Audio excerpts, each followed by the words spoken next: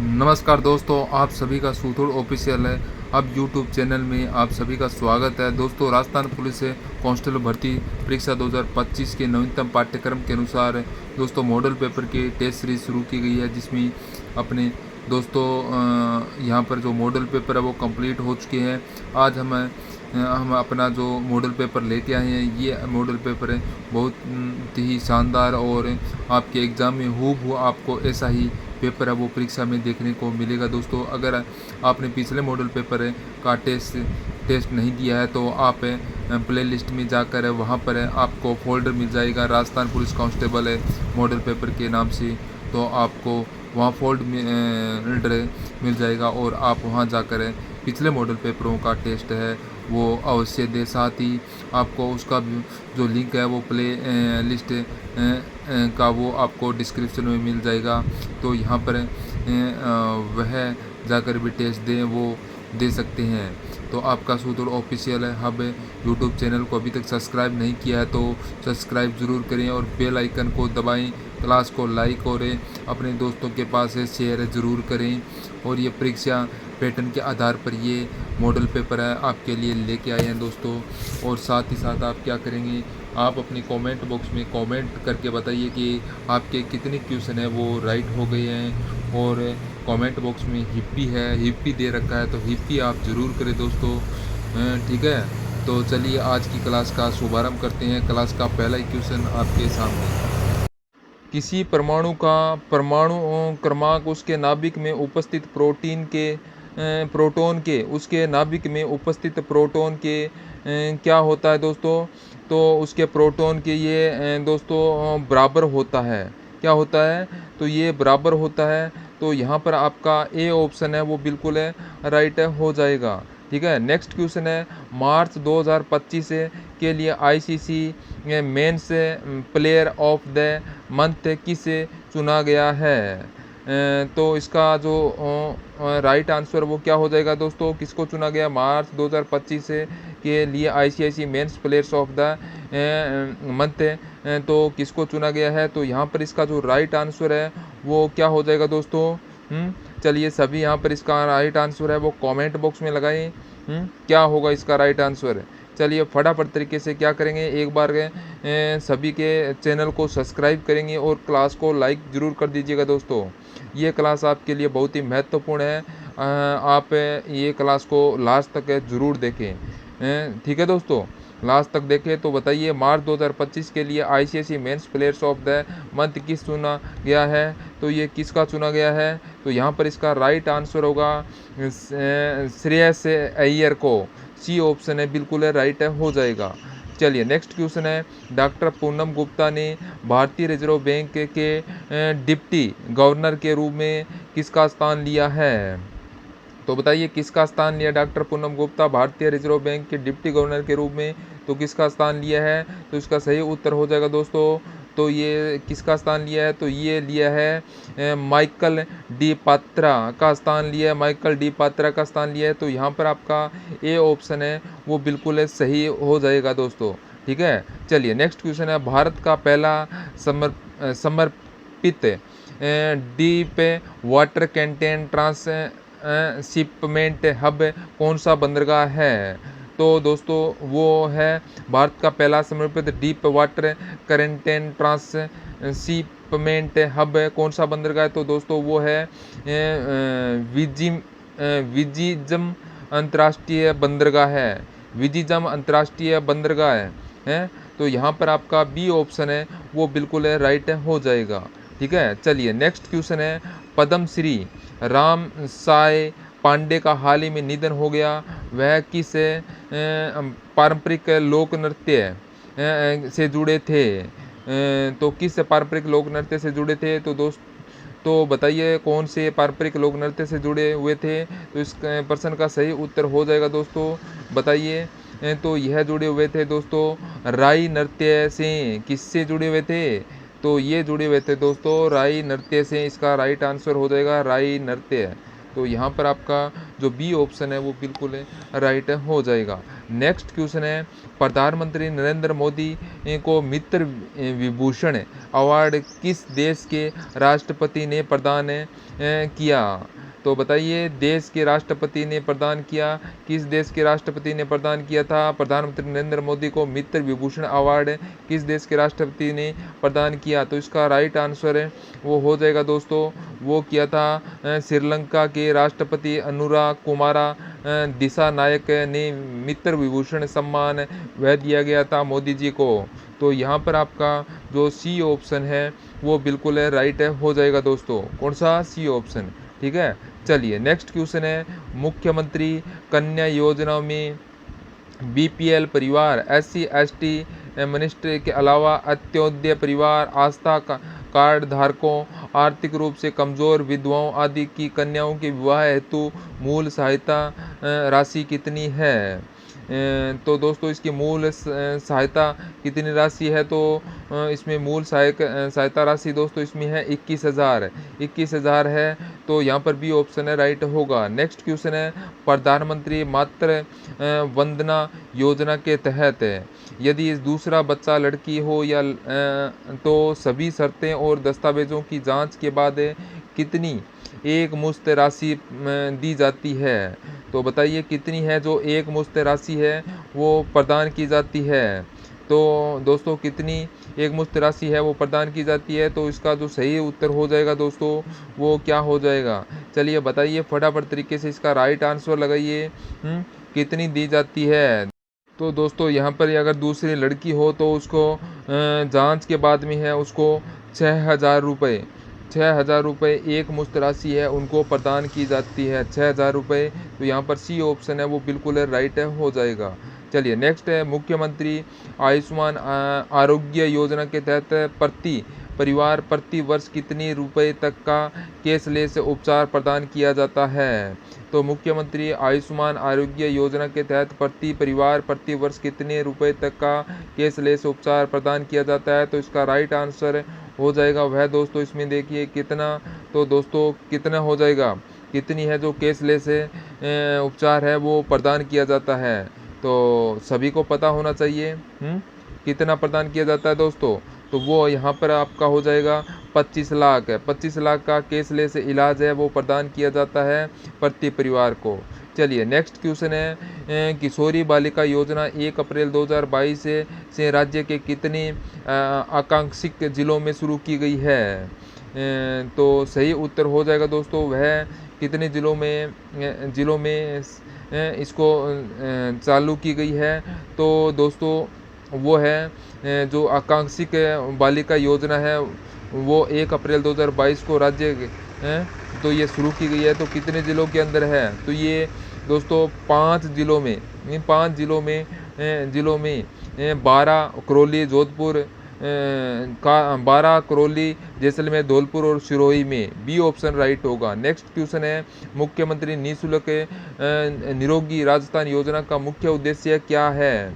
तो राजस्थान के सभी इसके अंदर क्या है, राजस्थान के सभी नागरिकों को निःशुल्क स्वास्थ्य सेवाएं उपलब्ध करवाना। तो यहाँ पर आपका बी ऑप्शन है वो बिल्कुल राइट होगा। नेक्स्ट है, निम्नलिखित में से कौन सा कानून साइबर अपराध के माध्यम से महिलाओं के खिलाफ अश्लीलता को संबोधित करता है? तो निम्न में से कौन सा कानून साइबर अपराध के माध्यम से महिलाओं के खिलाफ अश्लीलता को संबोधित करता है? तो वो दोस्तों वो है आपका यह सूचना प्रौद्योगिकी अधिनियम 2000 धारा 67। तो यहाँ पर ये है तो बी ऑप्शन है वो बिल्कुल राइट हो जाएगा दोस्तों। यहाँ पर सभी बी ऑप्शन को राइट कर लें, ठीक है दोस्तों। तो चलिए नेक्स्ट क्वेश्चन आपके लिए यहाँ पर क्या पूछा है, स्त्री अपशिष्ट अपरूपण निषेध अधिनियम 1986 का उल्लंघन करने वाला अपराध किस श्रेणी में आता है? तो बताइए कौन सी श्रेणी में आता है? तो यह तो यहाँ पर आता है दोस्तों ये गैर जमानती और संज्ञेय में ए ऑप्शन आपका राइट होगा। नेक्स्ट है, गर्भ का चिकित्सकीय समापन अधिनियम का मुख्य उद्देश्य क्या है? बताइए गर्भ का चिकित्सकीय समापन अधिनियम का मुख्य उद्देश्य क्या है? तो इसका मुख्य उद्देश्य वो है दोस्तों इसमें सुरक्षित और कानूनी गर्भपात सुनिश्चित करना। तो यहाँ पर आपका बी ऑप्शन है वो बिल्कुल राइट होगा। चलिए नेक्स्ट क्वेश्चन है, निम्नलिखित में से कौन सा राज्य डायन शिकार के खिलाफ विशिष्ट कानून लागू करने वाला पहला राज्य था? तो बताइए पहला राज्य है वो कौन सा था? पहला डायन शिकार के खिलाफ विशिष्ट कानून लागू करने वाला पहला राज्य है वो कौन सा था? तो इसका सही उत्तर हो जाएगा दोस्तों वो था यहाँ पर है बिहार। बी ऑप्शन आपका राइट हो जाएगा। ठीक है, नेक्स्ट क्वेश्चन है, ITPA की धारा 6 के तहत किसे दंडित किया जा सकता है? तो बताइए इस धारा के लिए किसे दंडित किया जा सकता है? तो इसका जो राइट आंसर है वो क्या हो जाएगा दोस्तों? तो यह होता है वेश्यावृत्ति के उद्देश्य से किसी व्यक्ति को निरुद्ध रखने वाला। तो यहाँ पर आपका बी ऑप्शन है राइट हो जाएगा। नेक्स्ट है, पीओस्को के अधिनियम के तहत बच्चों की पहचान का खुलासा करना किसके लिए दंडनीय है? तो बताइए पोस्को अधिनियम के तहत बच्चों में पहचान का खुलासा करना किसके लिए अधिनियम है? तो वह किसी भी व्यक्ति के लिए दंडनीय होता है दोस्तों। तो यहाँ पर आपका जो सी ऑप्शन है वो बिल्कुल राइट हो जाएगा। चलिए नेक्स्ट है, दहेज निषेध अधिनियम के तहत दहेज की मांग के लिए विज्ञापन देना विज्ञापन देना क्या है? तो दहेज निषेध अधिनियम के तहत दहेज की मांग के लिए विज्ञापन देना क्या है? तो दोस्तों ये विज्ञापन देना क्या है? तो इसका राइट आंसर क्या हो जाएगा? तो इसमें कौन सा? तो दोस्तों जो दहेज की मांग के लिए विज्ञापन देना, दहेज की मांग के लिए दोस्तों विज्ञापन देना, दहेज की मांग के लिए विज्ञापन देना। तो इसका जो राइट आंसर है हो जाएगा दोस्तों, तो इसका है वो अवैध और दंडनीय। अवैध और दंडनीय। ठीक है, तो यहाँ पर जो इसका अंदर है दहेज के अधिनियम के तहत जो इसका विज्ञापन देता है उसके लिए जो है ना मांग के लिए विज्ञापन देना क्या कहलाता है, क्या होता है इसके अंदर है? तो दोस्तों ये अवैध और दंडनीय होता है। तो यहाँ पर आपका बी ऑप्शन है वो बिल्कुल राइट हो जाएगा दोस्तों, अवैध और दंडनीय। बी ऑप्शन है वो आपका यहाँ पर सही हो जाएगा। जो भी यहाँ पर बी ऑप्शन कर रहा है उनका बिल्कुल राइट होगा दोस्तों। ठीक है, चलिए नेक्स्ट क्वेश्चन है, यहाँ पर पूछा है PCPNDT अधिनियम 1994 के तहत रिकॉर्ड रख रखाव में त्रुटि को क्या माना जाता है? तो दोस्तों त्रुटि को क्या माना जाता है? दोस्तों ये भ्रूण हत्या का सूचक माना जाता है। तो इसको भ्रूण हत्या का माना जाता है, सूचक माना जाता है। तो यहाँ पर आपका बी ऑप्शन है वो बिल्कुल राइट होगा।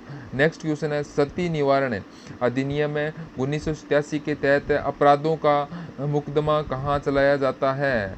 तो बताइए अपराधों का मुकदमा है ये कहाँ चलाया जाता है? तो इसका जो राइट आंसर है आंसर हो जाएगा इसमें अपराधों का मुकदमा है वो सत्र न्यायालय में चलाया जाता है। तो बी ऑप्शन है यहाँ पर बिल्कुल राइट होगा।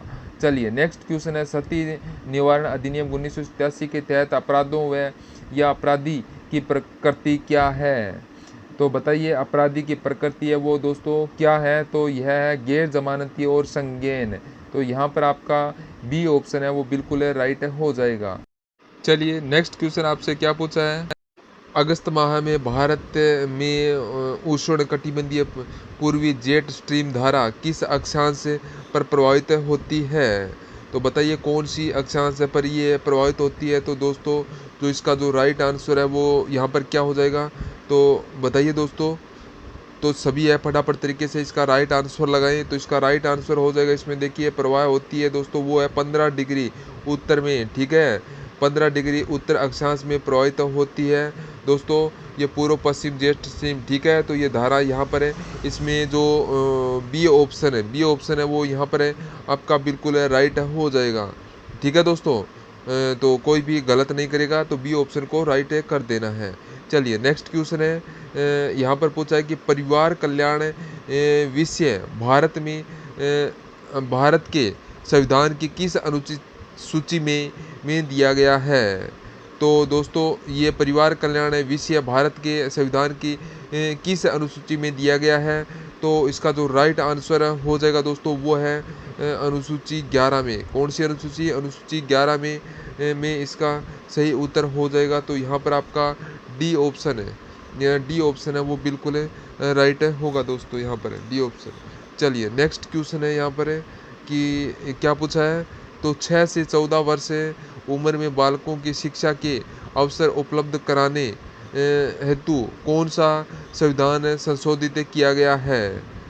तो बताइए दोस्तों 6 से 11 वर्ष के उम्र के बालकों को शिक्षा के अवसर उपलब्ध कराने के लिए कौन से संविधान संशोधन किया गया है? तो यहाँ पर इसमें जो राइट आंसर हो जाएगा वो है 86वां संविधान, सी ऑप्शन है राइट हो जाएगा। नेक्स्ट क्वेश्चन है पृथ्वी पर भूमि सतह की औसत ऊंचाई कितनी है?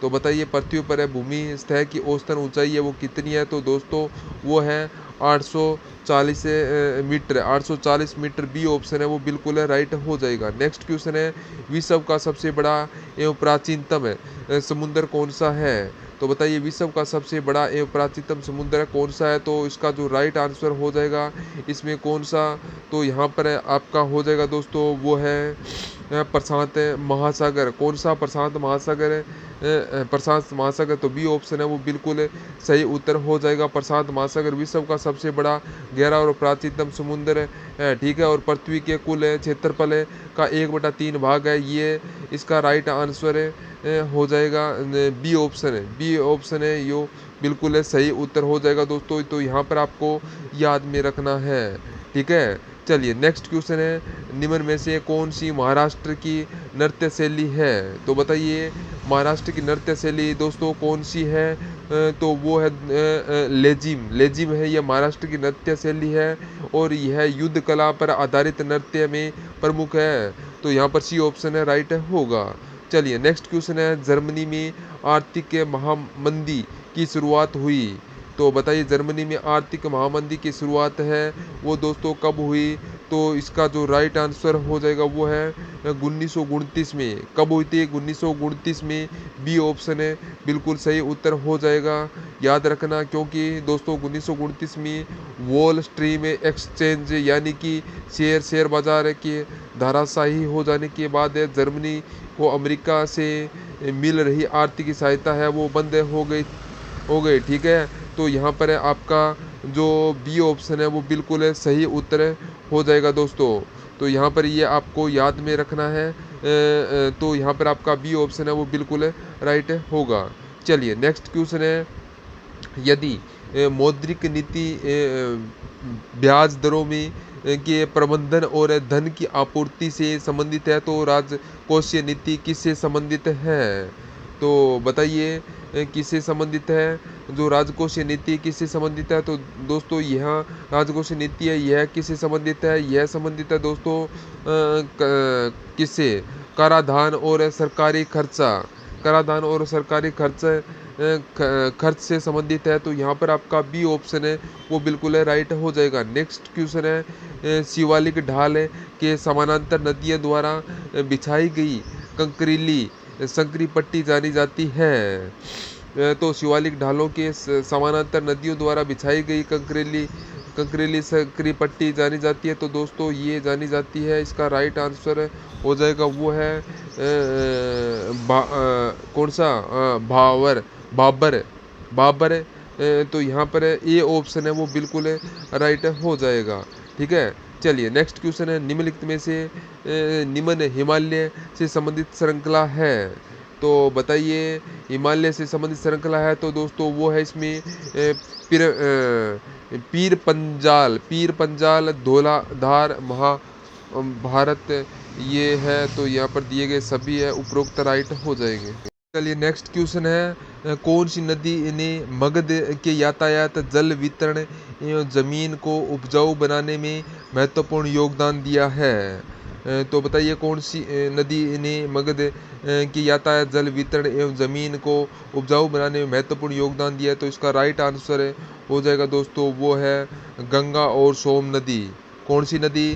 गंगा और सोन नदी, सोन। तो यहाँ पर बी ऑप्शन है वो बिल्कुल राइट हो जाएगा। नेक्स्ट क्वेश्चन है, सोरसर नामक स्थान क्यों प्रसिद्ध है? सोरसर कहाँ है? तो दोस्तों ये बारां में है और ये गोडाउन पक्षी की शरण स्थली है, इसलिए यहाँ पर आपका बी ऑप्शन है वो बिल्कुल राइट हो जाएगा। नेक्स्ट क्वेश्चन है, राजस्थान के निम्नलिखित में से किस जिले को राजस्थान की खाद्य टोकरी के रूप में जाना जाता है? तो दोस्तों ये खाद्य टोकरी के रूप में तो आपका ये श्री गंगानगर जिले को जाना जाता है, तो यहाँ पर आपका बी ऑप्शन बिल्कुल राइट होगा। नेक्स्ट क्वेश्चन है, इंदिरा गांधी नहर की चौधरी कुंभाराम लिफ्ट नहर से राजस्थान के कौन से जिले लाभान्वित है? तो ये इंदिरा गांधी की जो चौधरी कुंभाराम लिफ्ट से राजस्थान के कौन से जिले लाभान्वित है? तो इसका जो राइट आंसर हो जाएगा दोस्तों, इसमें कौन से जिले लाभान्वित है? तो दोस्तों इसका जो राइट आंसर है हो जाएगा वो इसमें आपका होगा वो कौन सा, हनुमानगढ़ चूरू, बीकानेर झुंझुनू, हनुमानगढ़ चूरू, बीकानेर झुंझुनू, वो दोस्तों इसमें लाभान्वित होते हैं। तो यहाँ पर हनुमानगढ़ चूरू हो जाएगा। कौन से? तो इसके अंदर आपका दे रखा है हनुमानगढ़ चूरू है वो लाभान्वित होते हैं। ए ऑप्शन आपका बिल्कुल राइट हो जाएगा। ठीक है, ये ऑप्शन। नेक्स्ट क्वेश्चन है, राजस्थान में काकरेज नस्ल का प्रमुख केंद्र है? तो दोस्तों काकरेज नस्ल का जो प्रमुख केंद्र है वो है दोस्तों इसका जो देखिए ये गाय की नस्ल है और इसका मूल उत्पत्ति स्थान है वो है कच्छन गुजरात है। ठीक है, और ये दोस्तों नस्ल है वो राजस्थान में बाड़मेर, पाली, जालोर, सांचौर क्षेत्र में सर्वाधिक पाई जाती है। तो यहाँ पर इसमें जालोर दे रखा है, ये अपना सही उत्तर हो जाएगा। कौन सा हो जाएगा?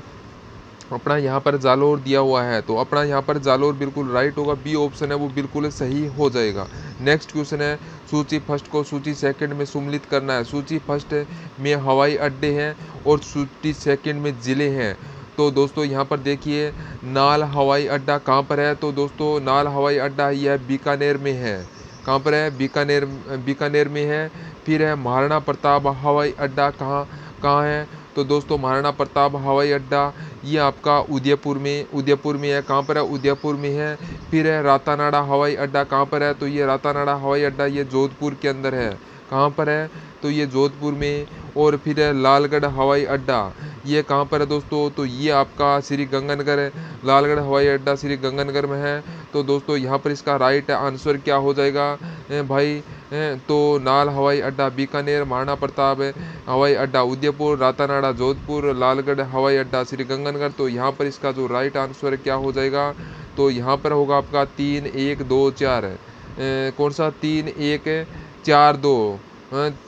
तो यहाँ पर अपना ऑप्शन हो जाएगा जो यहाँ पर अपने जो कूट भाषा में अपने को यहाँ पर आंसर इसके अंदर देना था, तो कूट भाषा के अंदर अपने को आंसर यहाँ पर देना है। तो कौन सा ऑप्शन यहाँ पर राइट हो जाएगा वो अपने को यहाँ पर देखना है। तो दोस्तों यहाँ पर देखिएगा यहाँ पर हो जाएगा 3 1 4 2। तो ए ऑप्शन है वो बिल्कुल राइट हो जाएगा। नेक्स्ट क्वेश्चन है, निम्नलिखित में से किस खनिज के उत्पादन में राजस्थान का भारत में पहला स्थान है? तो निम्नलिखित में से किस खनिज के उत्पादन में राजस्थान का भारत में पहला स्थान है? तो इसको जो राइट आंसर हो जाएगा वो है इसमें दोस्तों कौन सा? तो वो है फेल्सपायर। कौन सा हो जाएगा? तो वो है दोस्तों इसके अंदर है फेल्सपायर। ए ऑप्शन है वो बिल्कुल राइट होगा। नेक्स्ट क्वेश्चन है, राजस्थान के किस जिले में कांच उद्योग स्थापित हुआ है? तो बताइए राजस्थान के किस जिले में कांच उद्योग स्थापित हुआ है? तो यहाँ पर इसका जो राइट आंसर हो जाएगा वो है दोस्तों इसमें कांच उद्योग है, तो यह दोस्तों धौलपुर में हुआ है। कहाँ पर हुआ है? तो कांच उद्योग है ये धौलपुर में हुआ है। तो यहाँ पर आपका दोस्तों ए ऑप्शन है वो बिल्कुल राइट हो जाएगा, धौलपुर बिल्कुल सही उत्तर हो जाएगा। जो भी विद्यार्थी धौलपुर कर रहा है बिल्कुल सही है। ठीक है, चलिए नेक्स्ट क्वेश्चन है, यहाँ पर आपसे क्या पूछा है? कौन सा स्थान है का पहला सुपर तापीय पावर प्लांट है? तो बताइए दोस्तों पहला यहाँ पर राजस्थान का पहला सुपर तापीय पावर प्लांट है वो पूछा है, तो वो कौन सा है दोस्तों? पहला सुपर है तो वो आपका हो जाएगा सूरतगढ़ सुपर तापीय पावर प्लांट। सूरतगढ़ सुपर तापीय पावर प्लांट। तो यहाँ पर आपका ए ऑप्शन है वो बिल्कुल राइट होगा दोस्तों, ए ऑप्शन है। ठीक है, चलिए नेक्स्ट है, राजस्थान में कौन से 2 जिले हैं जिलों में जनसंख्या घनत्व 500 व्यक्ति प्रति वर्ग किलोमीटर से अधिक है जनगणना 2011 के अनुसार है। तो राजस्थान के कौन से दो जिलों में जनसंख्या घनत्व 500 व्यक्ति प्रति वर्ग किलोमीटर से अधिक है? तो इस प्रश्न का जो सही उत्तर हो जाएगा वो है दोस्तों, इसमें देखिए जयपुर भरतपुर है। जयपुर है और भरतपुर है। तो यहाँ पर आपका दोस्तों बी ऑप्शन है वो बिल्कुल सही उत्तर हो जाएगा। जयपुर का जनसंख्या घनत्व 595 कितना है जयपुर का जनसंख्या घनत्व दोस्तों? तो ये आपको याद रखना है, जयपुर का 595 है और दोस्तों भरतपुर का 503 व्यक्ति। ठीक है, तो यहाँ पर बी ऑप्शन बिल्कुल है राइट हो जाएगा। नेक्स्ट क्वेश्चन है, राजस्थान के किस ऐतिहासिक धरोहर को यूनेस्को की वर्ल्ड हेरिटेज सूची में शामिल नहीं किया गया है? तो दोस्तों वर्ल्ड हेरिटेज सूची में अंदर चित्तौड़गढ़ का किला है। चित्तौड़गढ़ के किला, जंतर मंतर, वेधशाला है, कुंभलगढ़ का किला। तो यहाँ पर आमेर की हवेली तो वो इसमें शामिल नहीं किया गया है। तो यहाँ पर सी ऑप्शन है वो बिल्कुल है राइट हो जाएगा। नेक्स्ट क्वेश्चन है, राजस्थान राज्य मानवाधिकार आयोग का मुख्यालय कहाँ स्थित है?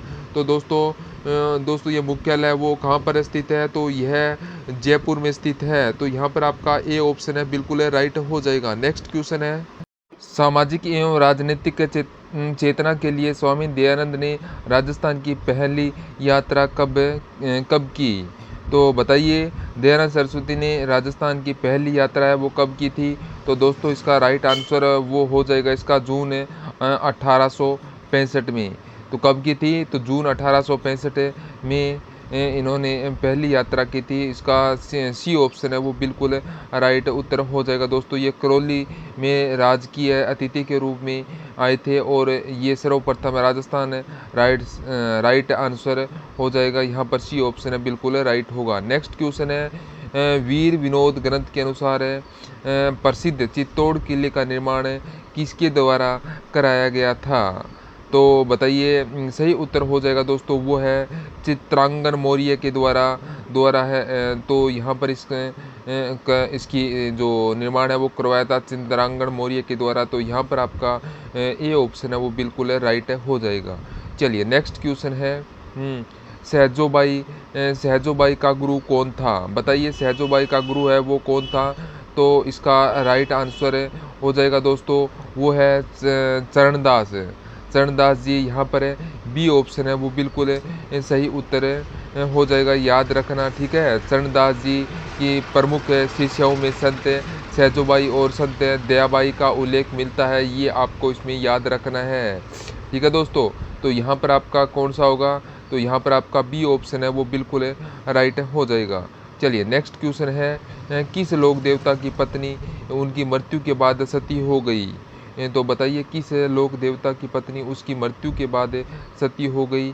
तो यहाँ पर इसका राइट आंसर हो जाएगा वो है इसमें तेजाजी के। तो तेजाजी तो यहाँ पर आपका सी ऑप्शन है वो बिल्कुल सही उत्तर हो जाएगा इसका।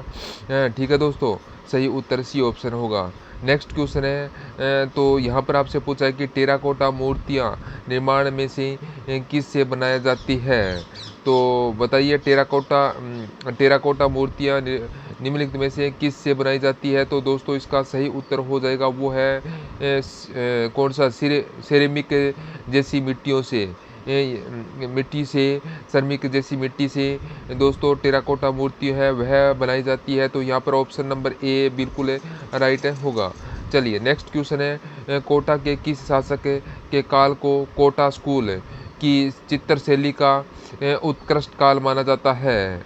तो बताइए किसको माना जाता है उत्कृष्ट शैली? तो ये कोटा के किस शासक के काल है को कोटा स्कूल की चित्रकला शैली का उत्कृष्ट काल माना जाता है? तो यहाँ पर इसका जो सही उत्तर हो जाएगा दोस्तों वह बताइए कौन सा हो जाएगा दोस्तों? तो वो है वो होगा आपका यहाँ पर है महाराव उमेद सिंह प्रथम है। तो यहाँ पर आपका डी ऑप्शन है वो बिल्कुल राइट हो जाएगा इसका, महाराव उमेद सिंह प्रथम है। ठीक है दोस्तों, तो डी ऑप्शन है सही होगा, याद रखना। चलिए नेक्स्ट क्वेश्चन है, चंपाकली आभूषण शरीर के किस अंग पर पहना जाता है? तो बताइए चंपाकली आभूषण है यह दोस्तों महिला के कौन से अंग पर पहना जाता है? तो ये आभूषण है ये दोस्तों गले में पहनने वाला गर्दन में पहने जाने वाला। तो ये ऑप्शन राइट होगा। नेक्स्ट क्वेश्चन है, राजस्थान का राज्य लोक वाद्य यंत्र कौन सा है? तो राज्य लोक वाद्य यंत्र है वो है आपका दोस्तों अलगोजा। अलगोजा, तो यहाँ पर बी ऑप्शन है वो बिल्कुल राइट हो जाएगा। नेक्स्ट क्वेश्चन है, भारत के सबसे लोकप्रिय लोक नृत्य में शामिल घूमर है निम्नलिखित में से किस जनजाति द्वारा प्रारंभ किया गया था? तो बताइए दोस्तों, कौन सी जनजाति के द्वारा ये घूमर है कौन सी जनजाति द्वारा प्रारंभ किया गया था? तो यहाँ पर सही उत्तर हो जाएगा इसमें होगा दोस्तों भील जनजाति के द्वारा। किनके द्वारा? तो ये नृत्य है, लोक नृत्य है, ये भील जनजाति के द्वारा। सी ऑप्शन है बिल्कुल राइट हो जाएगा। नेक्स्ट क्वेश्चन है, विक्रम संवत के अनुसार एक वर्ष में आने वाले निम्नलिखित त्योहारों को क्रम से प्रारंभ से अंत जमाइए। तो यहाँ पर प्रारंभ से अंत तक जमाए। तो दोस्तों इसका जो क्रम देखिए, आपको यहाँ पे क्रम बता देता हूँ, ठीक है। यहाँ पे अपने को दोस्तों कूट भाषा में उत्तर देना है, ठीक है। यह कूट भाषा में उत्तर देना है। तो दोस्तों यहाँ पर देखिए, तो मैं आपको बता देता हूँ, यहाँ पर सही उत्तर आएगा इसके अंदर। सबसे पहले आप आएगा दोस्तों यहाँ पर गणगौर। सबसे पहले कौन सा आएगा? गणगौर। गणगौर, ठीक है। ये बावड़ी ले डूबी है, तो यहाँ पर गणगौर आएगा, ठीक है। तो दोस्तों यहाँ पे गणगौर नंबर 1 पे।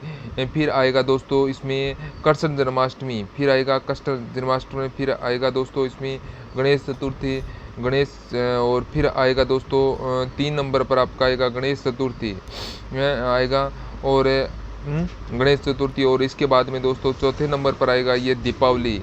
दीपावली आएगा है, ठीक है दोस्तों। तो यहाँ पर ये इसका जो है गणगौर है, कृष्ण जन्माष्टमी है, फिर आपका गणेश चतुर्थी है, फिर दीपावली है। तो इस प्रकार से इनका क्रम बनता है।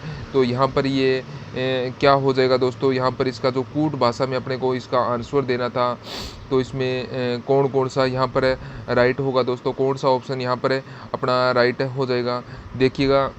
तो यहाँ पर है दोस्तों, यहाँ पर 4 3 1 1 2 4 3 1 2 इस प्रकार से इसका जो राइट आंसर होगा। तो यहाँ पर देखिएगा ऑप्शन देखते हैं हमने, ऑप्शन कौन सा हो जाएगा, इसके अंदर हो जाएगा अपना ए ऑप्शन है वो बिल्कुल राइट हो जाएगा। नेक्स्ट क्वेश्चन है, राजस्थान इतिहास का जनक किसे कहा जाता है? बताइए दोस्तों, राजस्थान इतिहास का जो जनक है वो दोस्तों कौन है, किसको कहा जाता है? तो वो है दोस्तों कर्नल जेम्स टोड को कहा जाता है, कर्नल जेम्स टोड को। तो यहाँ पर डी ऑप्शन है वो अपना बिल्कुल सही उत्तर हो जाएगा, याद रखना, ठीक है। और इनकी पुस्तक है एनॉल्स एंड इक्विटीज ऑफ राजस्थान, ये आपको इसमें याद रखना है, ठीक है। और इनको घोड़े वाले बाबा के नाम से भी जाना जाता है, क्योंकि इन्होंने दोस्तों घोड़े पर बैठकर घूम घूम कर इतिहास लिखा था। तो यहाँ पर आपका ऑप्शन नंबर डी यहाँ पर बिल्कुल राइट हो जाएगा दोस्तों, ठीक है। चलिए नेक्स्ट क्वेश्चन है, पूरा उत्खनन स्थल बागौर एवं नाडौर क्रमशः किस जिले में स्थित है? बताइए बागौर कहाँ पर है? तो दोस्तों बागौर है वो आपका भीलवाड़ा में है, बागौर भीलवाड़ा में है। और नाडौर कहाँ है? तो दोस्तों ये पाली में है, नाडौर है ये आपका पाली में है। तो यहाँ पर इसका जो राइट आंसर है वो आपका हो जाएगा भीलवाड़ा एवं पाली। तो यहाँ पर आपका सी ऑप्शन है वो बिल्कुल सही उत्तर हो जाएगा, ठीक है दोस्तों। चलिए नेक्स्ट क्वेश्चन है, किस राजपूत राजा को स्थापत्य कला का संरक्षक कहा जाता है? तो दोस्तों इस स्थापत्य कला का संरक्षक तो एक को ही कहा जाता है, वो है महाराणा कुंभा। यहाँ पर आपका ऑप्शन नंबर बी बिल्कुल सही उत्तर हो जाएगा। मेवाड़ में 84 दुर्गों में से अकेले 32 दुर्गों का निर्माण है वो दोस्तों निर्माण और जीर्णोद्वार है वो करवाया था महाराणा कुंभा ने। तो यहाँ पर इसमें बी ऑप्शन है वो बिल्कुल सही उत्तर हो जाएगा दोस्तों। और इसमें देखिए नेक्स्ट क्वेश्चन है, छत्रपति शिवाजी को पुरंदर की संधि 1665 ईस्वी करने हेतु विवश करने वाले शासक थे। तो बताइए कौन से शासक थे, वह कौन थे? तो वह थे दोस्तों मिर्ज़ा जय सिंह, ठीक है। कौन थे? वह थे मिर्ज़ा जय सिंह। तो यहाँ पर आपका जो राइट हो जाएगा वो डी ऑप्शन है वो बिल्कुल सही उत्तर हो जाएगा। 11 जून याद रखना दोस्तों 11 जून 1965 को पुरंदर की संधि हुई थी शिवाजी और मिर्जा राजा जयसिंह के मध्य। यहाँ पर इसमें डी ऑप्शन है वो बिल्कुल राइट हो जाएगा। ठीक है दोस्तों, चलिए नेक्स्ट क्वेश्चन है 1857 के विद्रोह के समय भीम जी चारण्य को किस रावत ने शरण दी थी? तो बताइए 1857 के विद्रोह के समय भीम जी चारण्य को किस रावत या सामंत ने शरण दी थी? तो वो दी थी दोस्तों कोठारी ठिकाने के रावत जोधा सिंह ने। तो यहाँ पर किसने दी थी? तो वो रावत जोधा सिंह ने। तो बी ऑप्शन है वो बिल्कुल राइट हो जाएगा। नेक्स्ट क्वेश्चन है राजस्थान के किस आंदोलन के संदर्भ में निम्नलिखित में से कौन सा सुमेलित नहीं है? तो कौन सा सुमेलित नहीं है वो दोस्तों अपने को यहाँ पर बताना है। देखिए यहाँ पर है साधु सीताराम दास। दोस्तों साधु सीताराम दास ये बिजोलिया किसान आंदोलन से संबंधित थे, बिल्कुल सही बात है। फिर है राम नारायण चौधरी, यह ना फिर राम नारायण चौधरी ये बेगू किसान आंदोलन से संबंधित थी, यह भी बिल्कुल सही बात होगी। फिर है भोजी लंबरदार, ये है गढ़छाना किसान आंदोलन। तो ये यहाँ पर इसमें गलत हो जाएगा दोस्तों। भोजी नंबरदार है ना, इनका संबंध भरतपुर किसान आंदोलन से संबंध था। ये गढ़छाना किसान आंदोलन से संबंध नहीं। ठीक है। फिर है चौधरी यासीन खान, इसका संबंध मेव किसान आंदोलन से था, बिल्कुल सही है। तो यहाँ पर इस प्रश्न का जो राइट ऑप्शन है वो सी ऑप्शन बिल्कुल राइट होगा। नेक्स्ट क्वेश्चन है डूंगरपुर में प्रजामंडल की स्थापना किसकी अध्यक्षता में हुई? तो बताइए दोस्तों इसका उत्तर हो जाएगा वो है भोगीलाल पांड्या की अध्यक्षता में। भोगीलाल पांड्या की अध्यक्षता में। तो यहाँ पर ऑप्शन नंबर सी यहाँ पर बिल्कुल राइट हो जाएगा। इन्हें वागड़ का गांधी भी कहा जाता है और 1944 के अंदर डूंगरपुर प्रजामंडल की स्थापना की थी। नेक्स्ट क्वेश्चन है रियायतों के संबंधित समस्याओं के समाधान के लिए रियायती विभाग की स्थापना कब की गई? तो बताइए दोस्तों रियायती विभाग की जो स्थापना है ये की गई थी 5 जुलाई 1947 को। कब की गई थी? 5 जुलाई 1947 को रियायती विभाग की स्थापना की गई थी, वो की गई। ठीक है, याद रखना ये वीपी मेनन को इसका सलाहकार और मुख्य सचिव बनाया गया था। और किसकी अध्यक्षता में से इसकी स्थापना की गई थी? तो वो थी सरदार पटेल की अध्यक्षता में, याद रखना। तो यहाँ पर आपका ए ऑप्शन है वो बिल्कुल राइट हो जाएगा दोस्तों। तो सभी के सभी यहाँ पर ये ऑप्शन है इनका बिल्कुल सही उत्तर होगा दोस्तों। ठीक है, चलिए नेक्स्ट क्वेश्चन है। यहाँ पर आपसे क्या पूछा है कि दक्षिणी राजस्थान के जनजातियों में बड़ालिया का क्या अर्थ है? तो बताइए दक्षिणी राजस्थान की जनजातियों में बड़ालिया का क्या अर्थ है? तो दोस्तों इसका सही उत्तर हो जाएगा वो है बड़ालिया बोलते हैं किसको? तो यह दोस्तों बोलते हैं बिचौला बोल सकते हैं आप। यानी कि राजस्थान में जनजातियों में माता पिता द्वारा तय विवाह संबंधों में दोस्तों मध्यस्थता करने वाला, जैसे कि माँ या फूफा को क्या बोलते हैं? वो बड़ालिया कहा जाता है। यहाँ पर इसमें जो दो पक्षों में मध्य विवाह संबंध में मध्यस्थता करने वाले को दोस्तों बड़ालिया बोलते हैं। तो यहाँ पर ए ऑप्शन है वो बिल्कुल राइट हो जाएगा। दो पक्षों के मध्य विवाह संबंधों में मध्यस्थता करने वाले, ये ऑप्शन आपका बिल्कुल राइट होगा। नेक्स्ट क्वेश्चन है आर.सी. निगम द्वारा जनगणना में मातृ भाषाओं पर भाषा पुस्तकों में किस भाषा को विस्तृत क्षेत्र में प्रसारित पश्चिमी राजस्थान की प्रमुख बोलियों के रूप में वर्गीकृत किया गया है? और देसी वक्ताओं द्वारा भाषण के एक सामान्य रूप में भी लिखा गया है जो संपूर्ण देश में फैले हुई पाई जाती है। तो ये तो सभी को पता भी होगा दोस्तों। यहाँ पर बताइए किसी बात हो रही है? तो यहाँ पर बात हो रही है दोस्तों मारवाड़ी की। तो यहाँ पर इसका जो राइट आंसर हो जाएगा वो है मारवाड़ी बी ऑप्शन बिल्कुल राइट हो जाएगा। नेक्स्ट क्वेश्चन है जैसलमेर राज्य का गुंडा शासक नामक पुस्तक किसने लिखी? तो बताइए जैसलमेर राज्य का गुंडा शासक है तो दोस्तों ये सारंगमल गोपा ने लिखी थी। ये पुस्तक है सारंगमल गोपा ने है। तो इसके अलावा दोस्तों सारंगमल गोपा की दो पुस्तकें हैं और एक आज़ादी के दीवाने और एक रघुनाथ सिंह राव मुकदमा, ठीक है, यह पुस्तकों को याद रखना। तो यहाँ पर आपका डी ऑप्शन है वो बिल्कुल राइट हो जाएगा। चलिए नेक्स्ट क्वेश्चन है, राजस्थान का दक्षिणतम अक्षांश क्या है?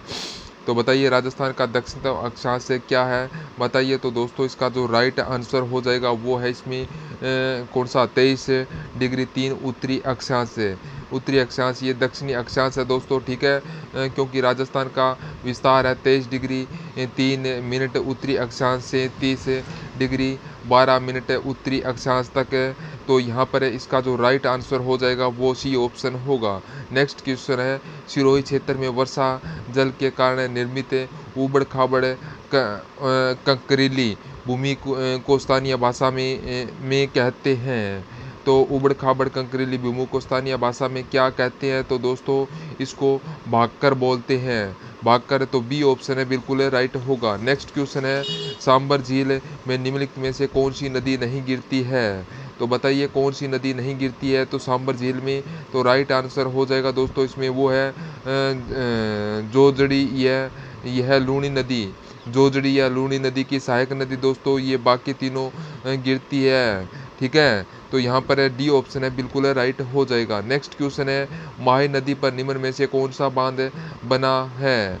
तो बताइए माही नदी पर दोस्तों देखिए माही बजाज बांध, कराड़ा कागदी पिकअप मेड डैम का कड़ाना बांध और उपरोक्त सभी। तो वो दोस्तों इसे माही नदी पर बने हुए हैं। तो यहाँ पर इसका जो राइट आंसर है वो हो जाएगा इसमें उपरोक्त सभी, डी ऑप्शन है वो बिल्कुल राइट होगा। नेक्स्ट क्वेश्चन है, राजस्थान में अधिकांशतः वर्षा होती है। तो बताइए राजस्थान में दोस्तों अधिकांशतः वर्षा है वो कौन सी शाखा से होती है? तो दोस्तों यहाँ पर देखिए बंगाल की खाड़ी की मानसूनी पवनों से दोस्तों राजस्थान में अधिकांशतः वर्षा होती है। तो यहाँ पर बी ऑप्शन है वो बिल्कुल सही उत्तर हो जाएगा। मानसून का आगमन है तो दोस्तों अरब सागर की शाखा से होती है, लेकिन वर्षा बंगाल की खाड़ी की शाखा से ज़्यादा होती है, ठीक है। तो यहाँ पर बी ऑप्शन है वो बिल्कुल राइट हो जाएगा, ठीक है दोस्तों। चलिए नेक्स्ट क्वेश्चन है, आपसे पूछा यहाँ पर कि राजस्थान में नागौर, पाली, जोधपुर और बाड़मेर जिले में मुख्य रूप से कौन सी मिट्टी पाई जाती है? तो बताइए कौन सी मिट्टी पाई जाती है दोस्तों? तो यहाँ पर भूरी भूरी रेतीली मिट्टी, या आप बलुई मिट्टी, या मरुस्थलीय मृदा, आप कुछ भी बोल सकते हैं। तो यहाँ पर इसका जो राइट आंसर है वो होगा बलुई मृदा या मरुस्थलीय मृदा। तो यहाँ पर डी ऑप्शन है वो बिल्कुल राइट हो जाएगा। नेक्स्ट क्वेश्चन है, किस प्रकार के वन्य राजस्थान राज्य के अधिकतम क्षेत्रों को आच्छादित करते हैं? तो बताइए किस प्रकार के वन्य राजस्थान राज्य के अधिकतम क्षेत्र को आच्छादित करते हैं? तो दोस्तों इसका जो राइट आंसर हो जाएगा वो है इसमें कौन सा, बताइए। तो दोस्तों अधिकतम क्षेत्रफल को आदर आच्छादित करते हैं। तो यहाँ पर मिश्रित पर्णपाती वन्य यहाँ पर इसमें यहाँ पर जो मिश्रित पर्णपाती वन है वो यहाँ पर इसमें पाए जाते हैं। तो यहाँ पर आपका जो मिश्रित पर्णपाती वन है सी ऑप्शन है वो बिल्कुल राइट हो जाएगा। नेक्स्ट क्वेश्चन है, पारिवारिक विवादों जैसे विवाह, तलाक, भरण पोषण के निपटारे के लिए जिला स्तर पर कौन से विशिष्ट न्यायालय स्थापित किए गए हैं? तो जिला स्तर पर कौन से विशिष्ट न्यायालय स्थापित किए गए हैं? तो यहाँ पर इसका जो राइट आंसर हो जाएगा, बताइए दोस्तों। इसका जो सही उत्तर है इसमें हो जाएगा वो है पारिवारिक न्यायालय। यहाँ पर आपका कौन सा, तो देखिए दोस्तों यहाँ पर जो आपको दे रखा है पारिवारिक न्यायालय है वही इसका विवाह, तलाक और भरण पोषण इसका निपटारा करता है। तो यहाँ पर आपका राइट आंसर हो जाएगा वो है पारिवारिक न्यायालय। तो यहाँ पर आपका सी ऑप्शन है वो बिल्कुल राइट हो जाएगा, ठीक है। चलिए नेक्स्ट है, मुख्य सचिव के पद पर नियुक्ति होने वाले अधिकारी का निम्न द्वारा चयन किया जाता है। तो दोस्तों देखिए मुख्य सचिव की नियुक्ति है वो मुख्यमंत्री करता है। दोस्तों कौन करता है? तो मुख्य सचिव के पद की नियुक्ति है वो करता है मुख्यमंत्री। तो सी ऑप्शन आपका बिल्कुल राइट हो जाएगा। नेक्स्ट है, राज्यपाल पद हेतु न्यूनतम आयु सीमा निर्धारित है। तो बताइए राज्यपाल पद हेतु न्यूनतम आयु सीमा निर्धारित है। तो दोस्तों इसका जो राइट आंसर हो जाएगा वो है इसमें कौन सा, तो बताइए। तो दोस्तों न्यूनतम आयु सीमा राज्यपाल के लिए तो वो यहाँ पर हो जाएगी आपका 35 वर्ष, कितना हो जाएगा, 35 वर्ष है। तो यहाँ पर आपका ए ऑप्शन है वो बिल्कुल सही उत्तर हो जाएगा। ठीक है दोस्तों, चलिए नेक्स्ट क्वेश्चन है, उच्च न्यायालय में कार्यकारी मुख्य न्यायिक न्यायाधीश की नियुक्ति संविधान के किस अनुच्छेद के तहत की जाती है? तो बताइए, उच्च न्यायालय में कार्यकारी मुख्य न्यायाधीश की नियुक्ति संविधान के किस अनुच्छेद के तहत की जाती है? तो इस प्रश्न का जो राइट आंसर हो जाएगा वो है दोस्तों, इसमें बताइए, तो इसका जो सही उत्तर हो जाएगा दोस्तों, तो इसमें कौन सा अनुच्छेद होगा दोस्तों, कौन सा अनुच्छेद है? तो फटाफट तरीके से इसका आंसर है वो आप कमेंट बॉक्स में भी दे सकते हैं दोस्तों। तो इसका जो अनुच्छेद है वो हो जाएगा अनुच्छेद 223 अनुच्छेद है, 223 अनुच्छेद है वो उच्च न्यायालय में कार्यरत मुख्य न्यायाधीश की नियुक्ति और संविधान के करता है। तो अनुच्छेद 223 है। तो यहाँ पर जो आपका राइट ऑप्शन हो जाएगा वो यहाँ पर आपको बी ऑप्शन है वो बिल्कुल सही उत्तर करना है दोस्तों। ठीक है, चलिए नेक्स्ट क्वेश्चन है, भारत के राष्ट्रपति चुनाव में राजस्थान के एक विधायक का मत मूल्य क्या है? तो राजस्थान के एक विधायक का मत मूल्य क्या है? तो मत मूल्य, ठीक है, तो वो दोस्तों याद रखना 129 याद रखना, 101 विधायक का मत मूल्य 129 हो जाएगा। नेक्स्ट क्वेश्चन है, मुख्यमंत्री के वेतन और भत्ते निम्न में से किसके द्वारा निर्धारित किया जाता है? तो बताइए, मुख्यमंत्री के वेतन और भत्ते किसके द्वारा निर्धारित किया जाते हैं? तो इसका सही उत्तर हो जाएगा दोस्तों, ये निर्धारित किए जाते हैं दोस्तों राज्य विधानसभा के द्वारा। ठीक है, किसके द्वारा? तो ये राज्य विधानसभा के द्वारा। तो यहाँ पर राज्य विधानसभा के द्वारा। तो यहाँ पर आपका जो सी ऑप्शन है वो बिल्कुल राइट हो जाएगा दोस्तों। तो यहाँ पर सी ऑप्शन आपको राइट कर लेना है। नेक्स्ट क्वेश्चन है, डोलड्रम बेल्ट स्थित है। डोलड्रम बेल्ट स्थित है तो दोस्तों ये भूमध्य रेखा के समीप स्थित है। तो कहाँ पर स्थित है? ये भूमध्य रेखा के समीप स्थित है। तो यहाँ पर आपका सी ऑप्शन है वो बिल्कुल सही उत्तर होगा दोस्तों। ये भूमध्य रेखा के निकट है। यह 5 डिग्री उत्तरी अक्षांश से 5 डिग्री दक्षिणी अक्षांश के मध्य निम्न वायुदाब पेटी में ये पाई जाती है, डोलड्रम बेल्ट। ठीक है, तो यहाँ पर आपका जो सी ऑप्शन है वो बिल्कुल राइट हो जाएगा। जो भी सी ऑप्शन कर रहा है उनका बिल्कुल सही है।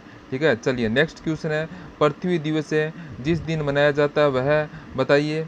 पृथ्वी दिवस है वो 22 अप्रैल को मनाया जाता है। तो बी ऑप्शन राइट हो जाएगा। नेक्स्ट क्वेश्चन है, उत्तरी गोलार्ध में व्यापारिक पवनों किस दिशा में बहती है? तो बताइए, उत्तरी गोलार्ध में व्यापारिक पवनें किस दिशा में बहती है? तो इसका राइट आंसर हो जाएगा दोस्तों, कौन सी दिशा में? ये उत्तरी गोलार्ध में व्यापारिक पवनें किस दिशा में बहती है? तो इसका सही उत्तर हो जाएगा दोस्तों, उसमें देखिए दक्षिणी पश्चिमी। कहाँ पर है, किधर ये है, कौन सी दिशा में व्यापारिक पवनें है, वो कौन सी दिशा में बहती है? तो वो उत्तरी पश्चिमी दिशा में बहती है। तो यहाँ पर आपका ए ऑप्शन है वो बिल्कुल सही उत्तर हो जाएगा, दक्षिणी पश्चिम में, दक्षिणी पश्चिम। ठीक है दोस्तों, चलिए नेक्स्ट है, चिम्बारेन्नो चोटी किस पर्वत श्रेणी पर है? चिम्बारेन्नो पर्वत चोटी दोस्तों कहाँ पर है? तो यह है आपका एंडीज पर्वत श्रेणी पर है दोस्तों। ये कहाँ पर है? एंडीज पर्वत श्रेणी पर है। सी ऑप्शन है यहाँ पर बिल्कुल सही उत्तर हो जाएगा। इस पर्वत श्रृंखला की ऊंचाई है वो है 4000 मीटर। ठीक है, तो सी ऑप्शन आपका राइट होगा। नेक्स्ट क्वेश्चन है, किस प्रकार के प्रजनन से अधिक विविधता उत्पन्न होती है? तो बताइए दोस्तों, किस प्रकार के प्रजनन से अधिक विविधता उत्पन्न होती है? तो दोस्तों इसका राइट आंसर हो जाएगा वो है इसमें लैंगिक प्रजनन है। लैंगिक प्रजनन है, डी ऑप्शन है राइट होगा। नेक्स्ट क्वेश्चन है, यदि एक हीमोफिलिक पुरुष वाहक स्त्री से विवाह करता है तो उसकी संतान के लिए निम्न में से क्या सही है? यदि एक हीमोफिलिक पुरुष वाहक स्त्री से विवाह करता है तो उसकी संतान के लिए निम्न में से क्या सही होता है? तो बताइए क्या सही होता है? तो इसके लिए सही होता है दोस्तों 50% पुत्री वाहक होगी और 50% ये हीमोफीलिया होगी। क्या होगी? 50% पुत्री वाहक होगी और 50% हीमोफीलिया होगी। तो यहाँ पर यहाँ पर आपका ए ऑप्शन है वो बिल्कुल सही उत्तर हो जाएगा। जो भी ए ऑप्शन कर रहा है उनका बिल्कुल राइट आंसर होगा। नेक्स्ट क्वेश्चन है, आपातकालीन स्थिति के दौरान कौन सा हार्मोन उत्सर्जित होता है? तो कौन सा हार्मोन उत्सर्जित होता है? तो ये होता है एड्रेनलिन हार्मोन है वो उत्सर्जित होता है। तो यहाँ पर आपका बी नंबर का ऑप्शन है वो यहाँ पर आपका बिल्कुल राइट हो जाएगा। चलिए नेक्स्ट क्वेश्चन है, मानव मस्तिष्क में ध्वनि की वह अनुगूंज कितनी देर तक कायम रहती है? तो बताइए मानव मस्तिष्क में ध्वनि की अनुगूंज कितनी देर तक कायम रहती है? तो दोस्तों कितनी देर तक रहती है? तो इसका सही उत्तर हो जाएगा वो है 0.1 सेकेंड। कितनी देर तक है ये मानव मस्तिष्क में ध्वनि अनुगूंज रहती है? तो 0.1 सेकेंड। नेक्स्ट क्वेश्चन है, अवतल दर्पण के विकृता की त्रिज्या 30 सेंटीमीटर है। चिन्ह है परिपाटी के अनुसार इसकी फोकस लंबाई को किस तरह व्यक्त किया जाता है? तो बताइए अवतल दर्पण में वक्रता की त्रिज्या 30 सेंटीमीटर है। चिन्ह परिपाटी के अनुसार इसकी फोकस लंबाई को किस तरह व्यक्त किया जाता है? तो दोस्तों बताइए किस तरह व्यक्त किया जाता है? तो इसका जो सही उत्तर हो जाएगा दोस्तों वो है, इसमें देखिए किस तरह तो दोस्तों इसमें देखिए -15 सेंटीमीटर के तहत है। ठीक है, तो यहाँ पर है -15 सेंटीमीटर। यहाँ पे आर दे रखा है दोस्तों 30। तो एफ बराबर क्या हो जाएगा? फोकस बराबर R/2। ठीक है, तो दोस्तों इसमें 30 में 2 का भाग दोगे तो कितना हो जाएगा? 15 सेंटीमीटर। तो यहाँ पर दोस्तों यहाँ पे देखिए क्योंकि दर्पण है वो अवतल है, इसकी जो फोकस दूरी है वो ऋणात्मक होगी। तो यहाँ पर एफ बराबर -15 सेंटीमीटर है। इसका सही उत्तर हो जाएगा। तो यहाँ पर जो आपका तो देखिए यहाँ पर आपका -15 सेंटीमीटर होगा। तो यहाँ पर आपका जो ए ऑप्शन है वो बिल्कुल राइट हो जाएगा दोस्तों। कौन सा? ए ऑप्शन बिल्कुल सही होगा। नेक्स्ट क्वेश्चन है, बर्तनों में नॉन स्टिक सतह के लिए प्रयुक्त होता है? तो बताइए बर्तनों में नॉन स्टिक से सतह के लिए प्रयुक्त होता है? तो उसका जो राइट आंसर हो जाएगा वो है दोस्तों इसमें देखिए टेफ्लॉन। सी ऑप्शन है राइट हो जाएगा। नेक्स्ट क्वेश्चन है, निम्न में से किस में परिवर्तन करके किसी पदार्थ को एक अवस्था से दूसरी अवस्था में परिवर्तन किया जा सकता है? तो निम्न में से किस में परिवर्तन करके किसी पदार्थ को एक अवस्था से दूसरी परिवर्तित किया जा सकता है? तो यहाँ पर इसका जो राइट आंसर है वो है दोस्तों तापमान। कौन सा हो जाएगा? तापमान। तो यहाँ पर आपका डी ऑप्शन है वो बिल्कुल राइट हो जाएगा, तापमान। ठीक है दोस्तों, चलिए नेक्स्ट क्वेश्चन है आपके लिए यहाँ पर पूछा है कि 18 कैरेट सोने में होता है। तो 18 कैरेट सोने में होता है तो क्या होता है दोस्तों? तो दोस्तों देखिए 24 कैरेट सोने है वो 100% रहता है। ठीक है, और 18 कैरेट की शुद्धता ज्ञात करेंगे तो क्या होगा? 18/24 × 100 कर दिया, कितना आएगा? 75। तो यहाँ पर आपका इसमें क्या हो जाएगा? 18/24 × 100 है। तो यहाँ पर आपका आएगा 75 है। तो इसका राइट आंसर 75% सोना यहाँ पर होगा। तो सी ऑप्शन राइट हो जाएगा। नेक्स्ट क्वेश्चन है, निम्नलिखित में से कौन सा यौगिक अम्लीय तथा क्षारीय दोनों व्यवहार दर्शाता है? तो बताइए निम्न में से कौन सा यौगिक अम्लीय तथा क्षारीय दोनों व्यवहार दर्शाता है? तो इसका सही उत्तर हो जाएगा वह दोस्तों कौन सा? देखिए कुछ ऋणात्मक ऑक्साइड दोहरा व्यवहार करते हैं, कुछ धनात्मक धात्विक ऑक्साइड है वह दोस्तों क्या करते हैं? दोहरा वो करते हैं। ठीक है, तो यहाँ पर इसका जो राइट आंसर हो जाएगा दोस्तों वो है AI202। क्या हो जाएगा? तो यहाँ पर AI2 और 03 कर लेना इसमें। ठीक है, तो इसमें आपका ए ऑप्शन है वो बिल्कुल राइट हो जाएगा दोस्तों। ठीक है, इसमें ए ऑप्शन है वो बिल्कुल राइट होगा।